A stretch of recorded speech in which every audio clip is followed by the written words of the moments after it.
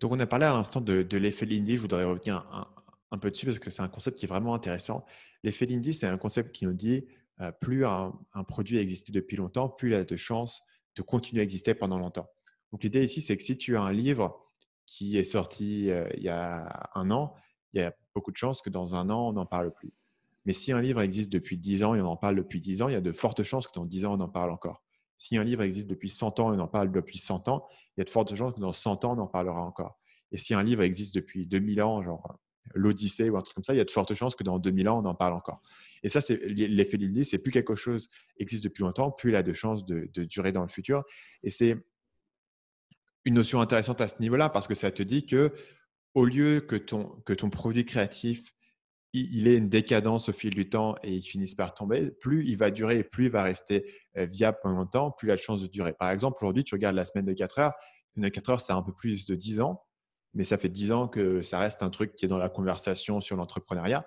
Il y a de fortes chances que dans 10 ans, on en parle encore, alors que certains éléments de la semaine de 4 heures seront plus forcément d'actualité.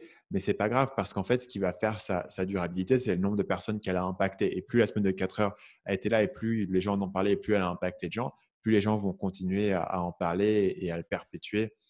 Et ça te donne cette idée de, voilà, lui, il appelle ça un effet cumulé pour le créatif. C'est comme si tu avais mis 1000 euros dans la bourse en 1980 et en 2020, tu aurais beaucoup plus que 1000 euros. Et parce que le truc, chaque année, il a fait un peu plus. Et là, c'est un peu la idée. Plus l'œuvre d'art est restée investie sur le marché, plus elle va gagner en valeur. Mais évidemment, dans la plupart des cas, ce n'est pas ce qui se passe. Dans la plupart des cas, les choses deviennent oubliées. Et c'est justement cette exception qui ne devient pas oublié, qui fait figure d'effet Lindy et qui va pouvoir avoir des chances de durer sur le futur. Et ça me fait poser une question. Tu vois, quand tu connais ce paramètre-là, comment est-ce que tu fais, par exemple, si on prend le cas de ton livre, pour te dire, comment est-ce que je fais pour que ce livre-là, dans un an, il soit pas oublié et que justement en fait, tu vois, j'ai l'impression que tu as une sorte de palier à passer pour te dire: «OK, si, en fait, il résiste à l'épreuve du temps, sur quelques années», tu maximises les chances que, tu aies des nouvelles rééditions, que, les gens, continuent d'en parler dans 10, 15, 20 ans. En fait, bah, plus le livre reste, comme tu le dis, plus il a de chances de rester, ad vitam aeternam. Du coup, je trouve que tu vois, la chose compliquée, même quand tu es sur un business, c'est de te dire: «Comment est-ce que je fais pour construire quelque chose qui m'assure que, bah, dans un an, tout ce que je suis en train de raconter soit pas périmé, que les gens, y voient toujours un intérêt, dans 2, 3, 4 ans». Et je trouve que c'est pas si simple que ça.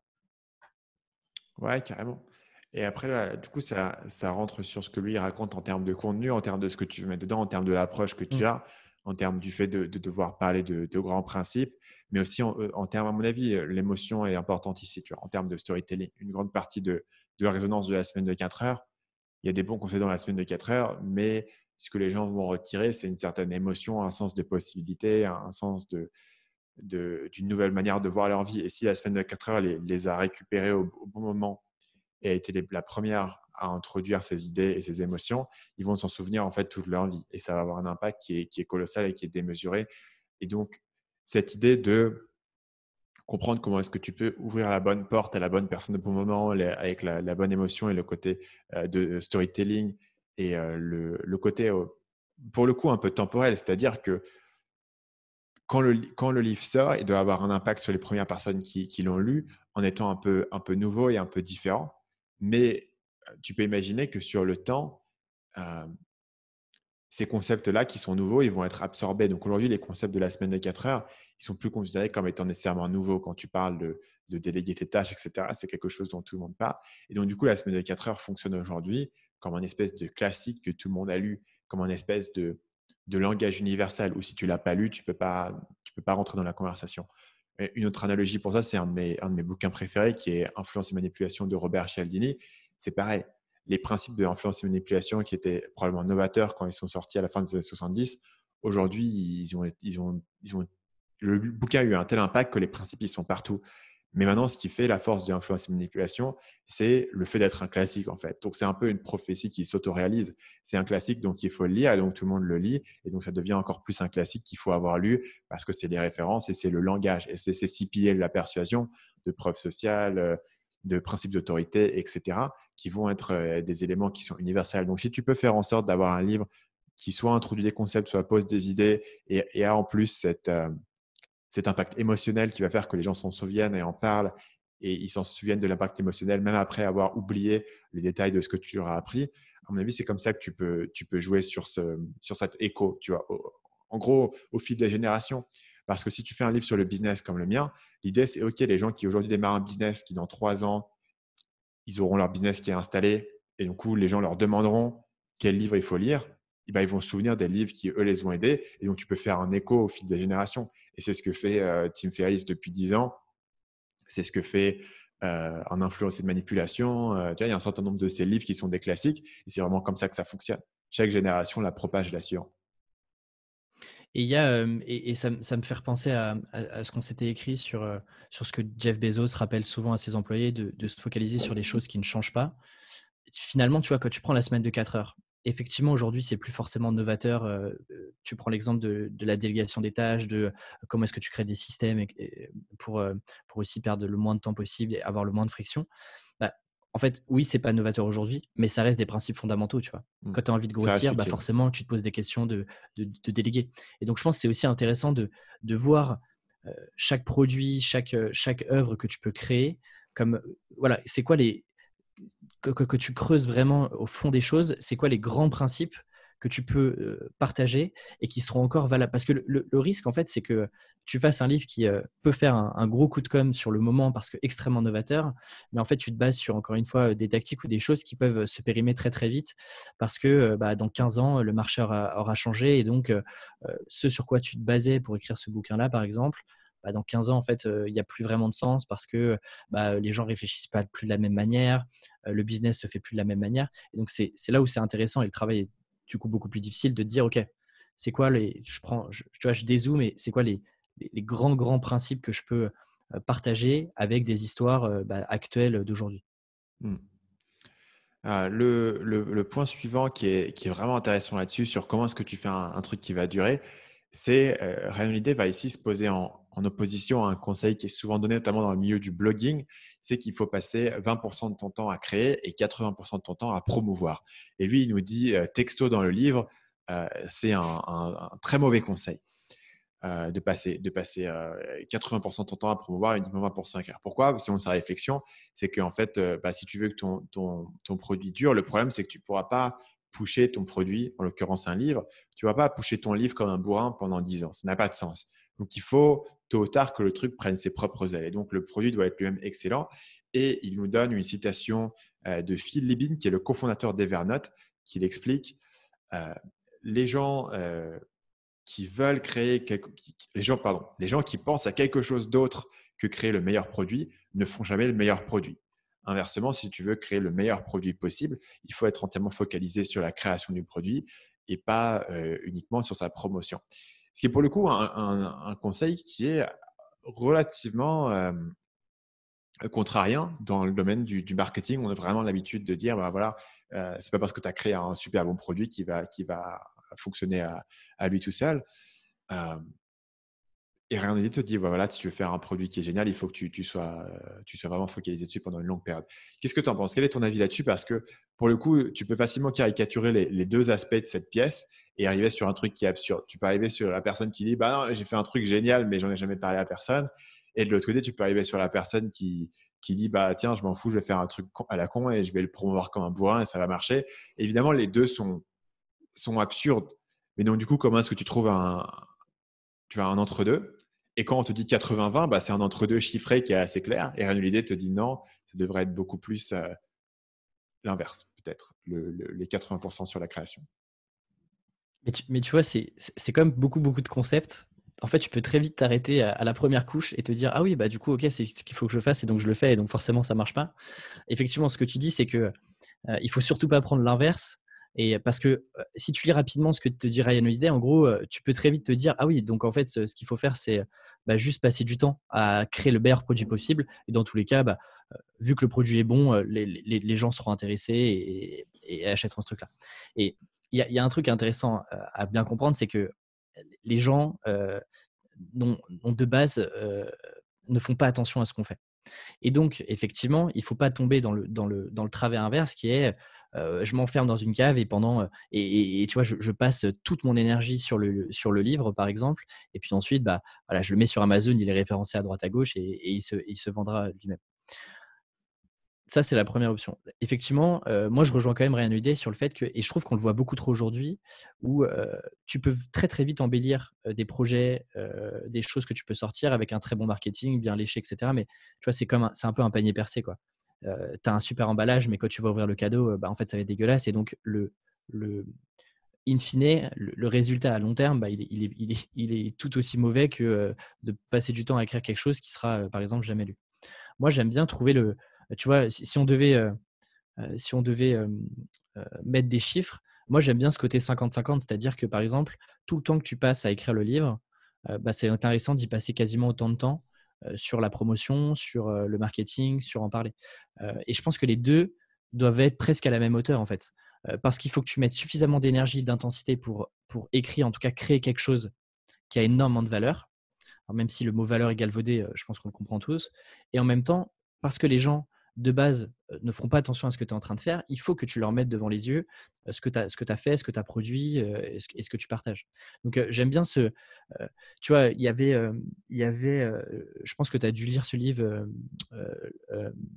La guerre de l'art de Ouais. Pressfield, qui te dit, «Focalise-toi sur, créer la meilleure chose possible» et cetera. Et il te dit un peu de mettre un peu de côté la partie diffusion. Je pense que c'est aussi dangereux et généralement, les gens qui te disent ça, c'est des gens qui ont déjà des audiences, qui, quoi qu'il arrive, bah, le produit se vend tout seul parce qu'ils ont atteint la crédibilité. Mais quand tu as aucune crédibilité, que tu sors un peu du bois sur ton sujet et que tu as vraiment envie de créer quelque chose, et que tu es confiant sur ce que tu as créé, bah, bien sûr qu'il faut que tu mettes de l'intensité pour en faire parler, pour le partager, pour que les gens puissent aussi le partager, te faire inviter à droite à gauche et cetera. Bien sûr que moi j'aime bien ce sujet des 50-50 quoi, de mettre autant d'intensité dans la production que de la promotion. Là où ce sujet il est un peu perturbant pour moi, c'est quand on fait ce podcast, par exemple, c'est de la création ou c'est de la promotion. Quand je fais une vidéo YouTube, c'est de la création ou c'est de la promotion. Tu- Les deux, quoi. Dans un sens, c'est la vidéo YouTube, c'est un de mes canaux principaux pour m'exprimer. Mais d'un autre côté, ça a l'objectif de récupérer les gens. Non. Est-ce que tu fais, OK, bah, c'est de la création si c'est un truc payant, si c'est ton produit, ou de la promotion si c'est un autre truc. Donc après, je pense que la distinction devient finalement assez floue dans la mesure où, pour moi, le marketing, ça fait partie aussi de la création, ça fait partie du produit et ça fait partie de ce que tu apportes aux gens. Et il y a des éléments qui sont payants, il y a des éléments qui sont gratuits. Mais bien sûr, après, tu rentres dans la question de ah, maintenant, je fais des vidéos. Les vidéos, c'est du marketing. Mais il faut aussi que je fasse la promotion de mes vidéos. Donc, il faut que je fasse le marketing de mon marketing. Et ici, pour moi, l'idée, la meilleure analogie, plutôt que de séparer la création et le marketing, c'est de comprendre l'effet boule de neige. C'est de comprendre qu'il y a des effets d'élan et que si le truc il est à zéro et il ne bouge pas, il ne va pas magiquement. Donc, à un moment donné, il faut que tu le pousses. Il faut que tu le pousses, il faut que tu le fasses avancer. Maintenant, une fois que la boule de neige est en train de rouler sur la montagne, elle va récupérer la neige, elle va devenir de plus en plus grosse. Mais à un moment donné, il faut donner l'impulsion initiale. C'est pour ça que moi, aujourd'hui, tu peux penser que je fais genre énormément de marketing pour mon business avec toutes les vidéos que je fais, avec tous les contenus, ou inversement, que je fais très peu de marketing parce qu'en fait, je fais que mes contenus sur mes propres trucs, je fais ma création, mais c'est pas comme si j'étais non plus sur 50 podcasts, sauf quand le livre est sorti. Par exemple, j'étais sur beaucoup de podcasts quand mon livre est sorti, mais grosso modo, je suis pas en train de promouvoir, je fais pas un milliard de pubs, je suis pas sur beaucoup de podcasts. Donc, tu pourrais penser finalement que je passe 80% de mon temps sur mon business et sur ma création Donc, je pense que la différence ici, c'est vraiment de te dire quelle est l'impulsion initiale pour faire commencer à faire tourner un projet et ensuite quel va être le momentum interne qui va faire tourner le projet. Aujourd'hui, ce qui fait tourner ma chaîne YouTube et ce qui fait tourner mon contenu, c'est qu'il y a déjà une audience dessus et que je fais du contenu et du coup, je me focalise sur créer le meilleur contenu pour que l'audience soit satisfaite et pour qu'ils en parlent à d'autres personnes ou pour que d'autres personnes me découvrent, soit par des algorithmes, soit par des recommandations, soit par des partages, tout ce que tu veux. Le problème, c'est qu'au moment où tu es à zéro, euh, tu ne peux pas te reposer sur cet effet de momentum parce que le momentum, il est à zéro. Donc, au départ, il faut le pousser. Et moi, au départ, mes vidéos, je les promouvais, je fais la promotion agressivement en faisant des articles invités à droite, à gauche, en publiant sur différents sites pour pouvoir avoir les premiers abonnés sur mes vidéos. Et en fait, au départ, la plupart de mes vues venaient de la promotion. Après, je suis passé à 50-50 et pendant une longue période, j'étais à Mmh. 50-50. Et à un moment donné, la boule de neige est devenue tellement grosse que, si tu veux, si ta boule de neige, c'est genre un immeuble qui roule dans la montagne, ça sert à rien de courir après et d'essayer de la pousser. Il vaut mieux que tu comprennes à comment est-ce que tu vas renforcer la boule de neige de l'intérieur. Aujourd'hui, c'est compliqué pour moi, je sais pas, de faire une petite opération de promotion et de me dire ça aura le même impact que faire une nouvelle vidéo YouTube. Donc, c'est pour ça que les deux, à mon avis, c'est intéressant d'y penser en termes de le truc qui est à zéro, il faut que tu le pousses un maximum. Et à partir du moment où il commence à rouler, il faut que tu te focalises sur le cœur du truc, sur le cœur du produit, de ce que tu apportes, de la valeur que tu apportes pour qu'il grossisse. Tu vois. Par exemple, sur Facebook, au départ, la manière dont ils ont grossi, c'était des grosses hacks, Harvard, des machins. Mais Mmh. à un certain point, ce qui faisait la croissance de Facebook, c'était la viralité elle-même du produit. Il y avait aucune opération de promotion au monde qui pouvait être compétitive avec le fait de créer un produit addictif, ce qu'ils ont extrêmement bien réussi à faire. Et tu vois, en fait, par exemple, si on prend ton modèle à toi, tu vois, il y a 2 dimensions. C'est-à-dire que tu as la dimension globale. Pourquoi est-ce qu'aujourd'hui tu fais des vidéos? Globalement, quand tu t'es lancé sur YouTube, c'était aussi pour faire connaître potentiellement tes formations gratuites et en tout cas faire rentrer des gens dans ton tunnel. Donc en fait, tu peux voir par exemple les vidéos YouTube comme la promotion de ce que tu peux faire en payant, ou derrière ce que tu peux avoir dans les backstage de tes mails.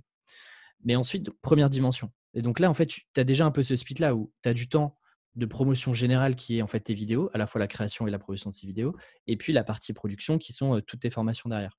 Et ensuite, tu as le deuxième niveau de dimension de te dire, par exemple, dans les vidéos YouTube, tu peux encore leur splitter en temps de création et temps de promotion. Aujourd'hui, c'est moins le cas, mais au tout début, bah, tu passais quand même du temps, effectivement, comme tu le dis, vu que tu étais au niveau zéro, à promouvoir, à faire connaître les vidéos, tu vois, à les diffuser un peu partout. Là, aujourd'hui, effectivement, l'algorithme et la taille critique que tu commences à avoir sur YouTube te permet justement de passer beaucoup moins de temps sur cette promotion-là. Mais tu vois, tu peux aussi le voir en plusieurs dimensions. Si par exemple, je prends le podcast, bah, le podcast est un moyen de promotion globale pour mon activité et mon business de freelance avec mes clients. Mais au sein même du podcast, je peux encore le splitter en deux entre la partie production et la partie préparation des interviews, enregistrer le podcast et la partie promotion du podcast. Donc, tu vois, tu peux aussi le resplitter un peu, tu vois, avec un arbre avec plusieurs branches sur lesquelles après tu peux bah, tu vois, splitter ton temps. Et moi, je le vois par exemple sur le podcast. Au tout début, je passais quasiment autant de temps à produire le podcast, à le préparer, etc., que à faire parler de lui, à commencer à créer des éléments de market, de com sur lesquels je vais pouvoir communiquer. Là, aujourd'hui, effectivement, ça commence un peu à diminuer, mais tu vois, il y avait ce trade-off-là où je passais 50% de mon temps à créer du contenu, à faire parler de ce que je pouvais faire, de ce que j'étais capable de faire pour amener du business client. Et je passais à l'intérieur de ces projets-là 50% de mon temps à produire et puis à promouvoir. Je sais pas si Une c'est autre très clair manière, ce que. ouais, une autre manière de le voir, c'est que si tu grossis de 10% par mois, c'est génial.